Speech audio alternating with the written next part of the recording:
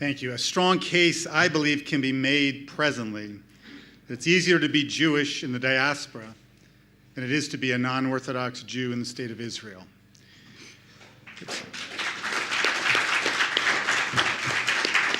Now, the title of this panel, it rehearses the decades-old narrative of Jewish life in the Tfutzot, in the diaspora. Yes, there are places on this earth where Jews have to hide their identities and their activities, but thankfully, that is not the experience of the great majority of Jews in North America. In 1964, Look magazine ran a cover story entitled "The Vanishing American Jew," which predicted by the year 2000 the Jewish people would be fading from sight. Well, almost 50 years later, look at the Jewish people, and I dare you to find Look magazine.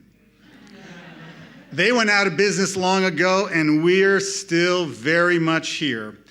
And what an extraordinary blessing it is that we can gather with pride and with strength here in Medinat Yisrael. But please do not think that we in the largest diaspora Jewish community dwell in perpetual fear and uncertainty. Yes, we have some challenges to overcome. So what's new? Ties that once bound Jews to each other and to our tradition are fraying. Technology has changed the very way in which we access Jewish knowledge and experience community. A 1957 survey of North Americans found that 3% described themselves as having no religious affiliation at all. By 2008, that number grew to 17%. But among young Jews in their 20s and 30s and across all religious lines, that number of those without any religious affiliation grows to at most 40 and even beyond 40%. There are new realities in Jewish life. There are new realities in North American life in general. But lamrot hakol, in spite of it all, I'm pleased to say to each of you that we in the North American Reformed Jewish community are responding creatively and effectively to the new realities in Jewish life. Now today, less than 50% of American Jews are members of synagogues. The fastest growing group in Jewish life is the group we call the unaffiliated. I don't like the term. Unaffiliated means it's their fault. I prefer to use the term uninspired, which means it's our fault. Our job is to inspire and help them find their place within Jewish life.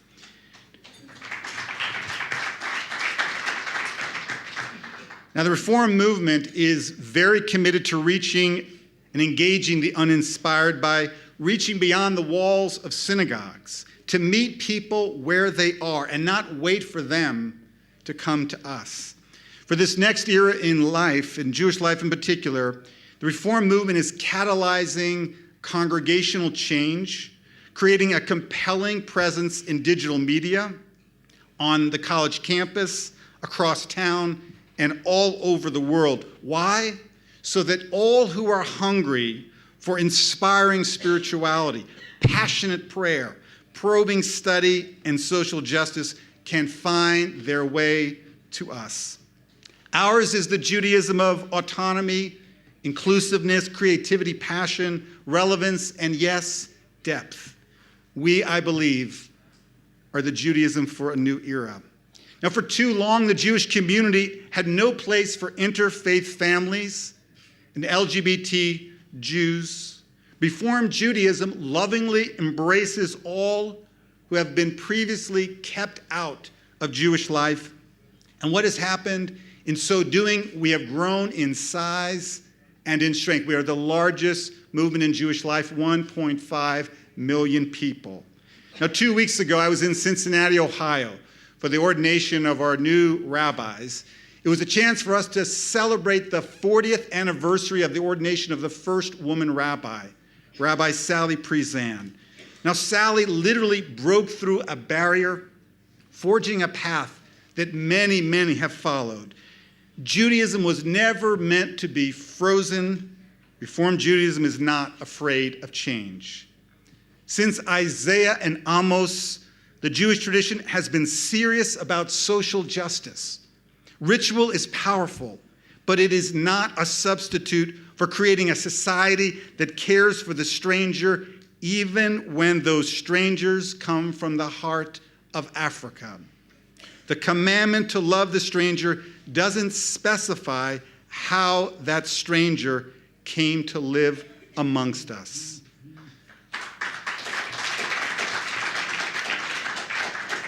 Our sacred mission, and I speak of our Reform movement, is to strengthen our place among Am Yisrael, the people of Israel. We are responsible for everyone within our people. No matter what their practice of Judaism might be, no matter where they call home, our circle of responsibility includes those we may not know by name, those who think, earn, believe, and vote differently than we do. Jewish life is not about organizations or fundraising or buildings. It's not about survival for survival's sake. It's about living a life of depth, purpose, and character. That's what our young people are looking for. It's just that most of them have given up looking to the institutional Jewish world to find that core of who they want to be. Now, taking responsibility for others lifts us out of that indulgence and narrowness of self and connects us to a world of meaning. Rebuilding broken lives in the developing world is surely a part of our sacred calling, as is caring for Jewish elders in Brighton Beach, Brooklyn, or Ethiopian Jewish children living in Beersheba amid rocket fire from Gaza.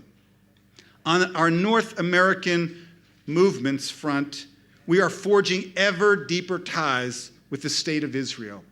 Now let it be said loudly that the state of Israel is nothing short of a miracle. Israel's filled with more natural beauty, scientific know-how, and love for life than just about any other place on God's earth. There are plenty of challenges here. I think we know about those. But when it comes to hope, there is no place like Israel. Israel needs us to stand up for her in a world that rarely gives her a chance. Guarding Israel's security is our sacred responsibility, but Israel also needs us to make sure that the values we hold dear, equality, tolerance, pluralism, democracy, are understood and protected. Just weeks ago, our movement won a great victory. For all non-Orthodox Jews, I believe for all our people, when the Israeli government finally agreed to pay Rabbi Miri Gold for her service to her community.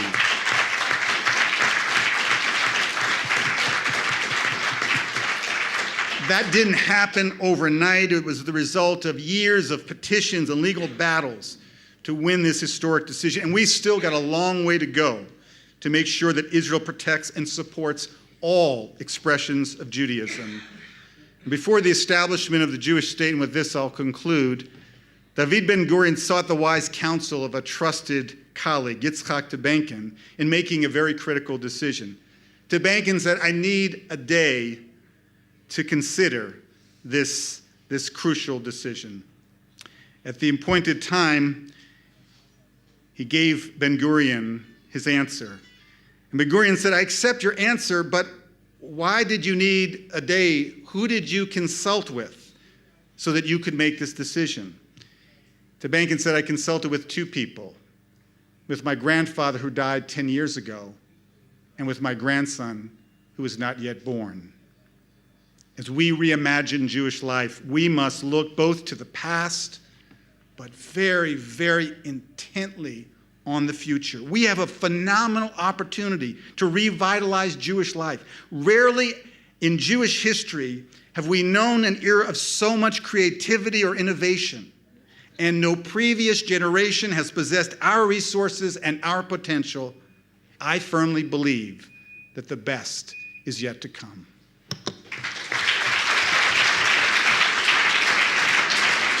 Thanks for that optimistic ending. I'd like to open it up to panel discussion, but let me play devil's advocate with you, Rabbi Jacobs.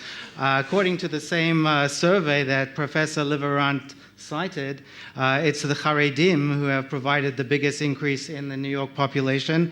And is it not Orthodox Judaism that has kept us alive all these years? First of all, I'll not be lured into a discussion of which are the most legitimate forms. God bless that we have many authentic ways to live Judaism. Ultra-Orthodox is a beautiful expression of authentic Judaism, as is conservative Judaism, Reform Judaism, Reconstructionist Judaism, and the many new forms that are growing, renewal and all the other forms. So let's be careful with that study. Let's not jump to the conclusion. First of all, it is the New York Jewish community that is studied. It is unlike any other Jewish community other than certain parts of Israel.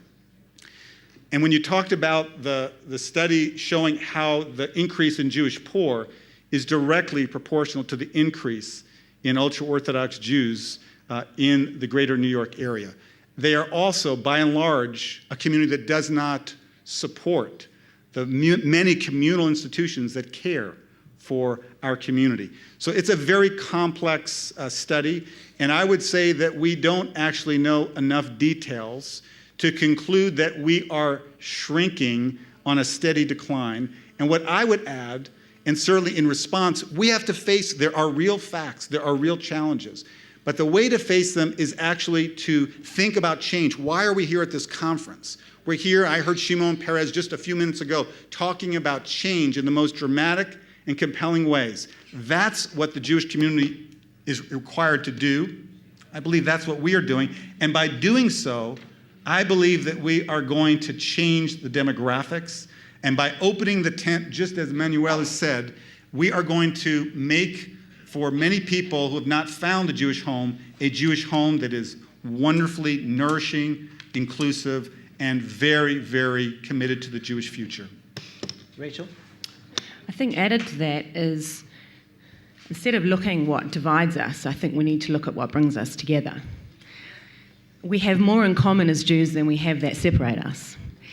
And in my small community, what turned us around in the organisation that I run is we turned that argument on its head. We looked at what we have to share, and we have many, many things between the progressive and Orthodox communities that we need to share together. We have limited resources, so let's put our educators together.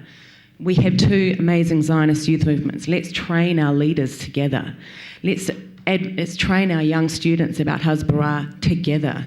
There are things that bring us closer, and we can pray in separate ways. Of course we can do that. That's hugely important, and we need to celebrate, as Rabbi Jacob said, the differences. But we also need to acknowledge that if we're going to move forward as communities, whether they are small and remote like my own, or magnificent and great like yours, if we do not recognise the pieces of the puzzle that we can connect, then how can we move forward as diaspora Jewry? And I think that's hugely important and should be brought to the table. Yeah, let me add just a perspective from the Latin American case. As we know, throughout the 20th century, Latin American Jewish communities have been able to contribute with one of the most powerful model, I would say, of Jewish corporate experience. Secularized, cohesive Jewish kehilot, ethnocultural, with Israel as the main center.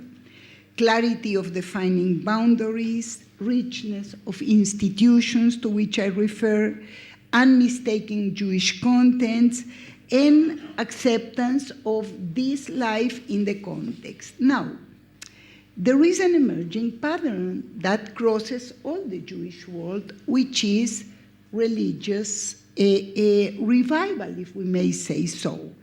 There is an emerging pattern that I ask myself, looking from the Latin American perspective, during the 60s, 1960s, the conservative movement came from the north to the south, when Rabbi Marshall Mayer founded the Seminario Rabínico Latinoamericana, which is the equivalent to the JTS, right? Then it came as a proposal of a religious and acquired a communal perspective with all the contents. Then today there is another spread, which is all the Chabad movement and all the Chabad centers. So I want to pose a question. Are we facing the growing role and visibility of the Jewish religion as a manifestation of a cultural revival? Is religion a creative experience? And if such revival of religions directed from local community is directed or is better understood as local communities joining a transnational Jewish communities of believers. Some have their authorities in the United States, some in Israel. I look at Chabad Center spreading and all this movement, the Lubavitcher Rebbe or Rav Ovadia Yosef, etc. These are new patterns of a global Jewish world that, of course, are paralleling what you presented to us. Malcolm Honline, what role does Israel have in all of this? In strengthening Jewish communities across the diaspora? I think Israel is central to everything in Jewish life. I don't think anybody can imagine life in the diaspora without Israel today. I think that, the one lesson of Jewish history is that every miracle and every great thing that happened to the Jewish people had one precondition, and that was Achdut, Jewish unity. It was nothing else. It was from Har Sinai, where we stood, Ki ish echad b'lev echad, as one person with one heart, that God said, now you're ready to get the 10 Commandments, to the rescue of Russian Jews and Ethiopian Jews and Syrian Jews, when we put aside the differences and recognize that what we have in common far outweighs our differences. And when Jews are not united, every challenge is too great. Look, all of us know how Israel should be run. Everybody knows what decisions to make. Everybody knows how to do it better. The truth is, Israel's a real country. It's not Disneyland. It makes mistakes.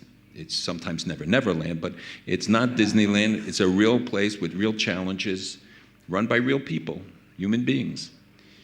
But we have to, I think today especially, rise above some of the tendencies that we see in the community towards divisiveness and recognize that Achdut, unity, is a value that underscores all the other things that we do, that respect for each other, to recognize that the whole is far greater than the sum of the parts, that we need each other, and that whether that is across international boundaries, and why we work closely with European communities and other communities, and why we certainly work with Israel today. Israel, I think, has responsibilities to us as we have responsibilities to Israel. But Israel's centrality, it has more than half the Jewish people of the world and will continue to grow in that disproportion, I think, is something that we all came to recognize and have to appreciate.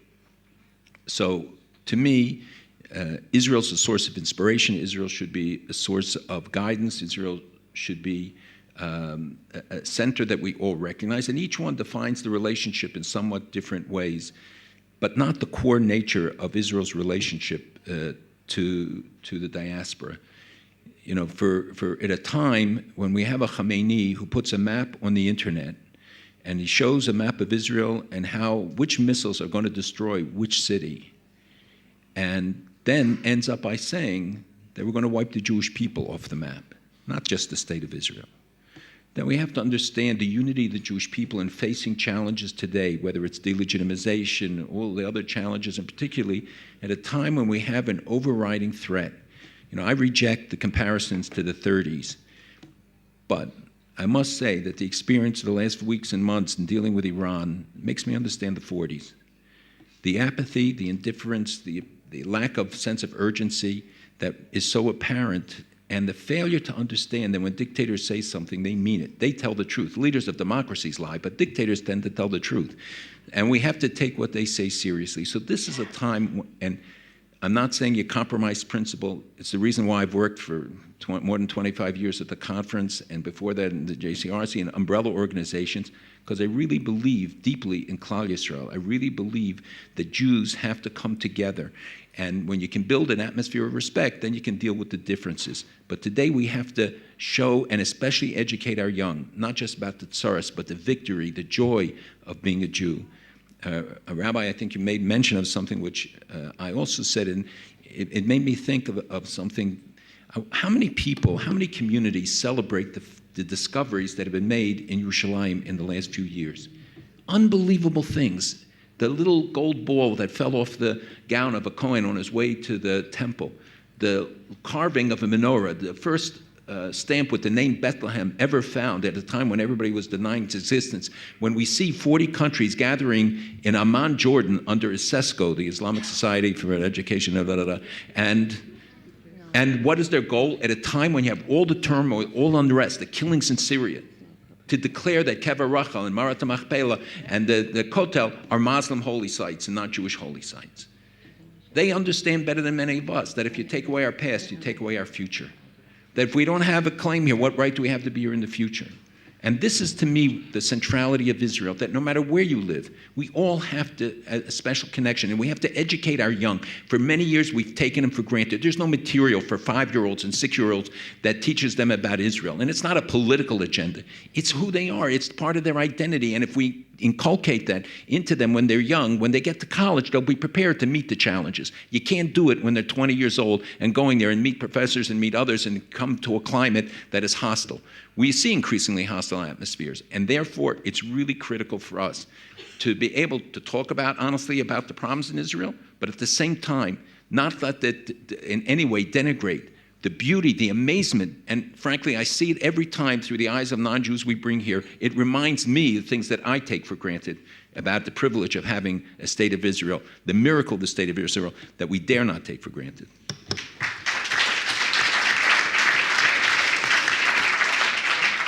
Rachel Corpus wanted to make a comment. From my perspective, I feel the challenge is a little more complex. I think, of course, we need Israel. Israel needs to exist, and it's something extremely important. But there's something significant that's changed in the 10 years I've been involved in leadership, that I'm not convinced that the girl serving me coffee in Tel Aviv in the coffee shop really cares about the Jews in New Zealand or perhaps Mexico. I think the new Israeli, I'm not sure how they feel about their Judaism. I'm not sure if it's significant enough for them that they will have a bar mitzvah or a Jewish-style wedding.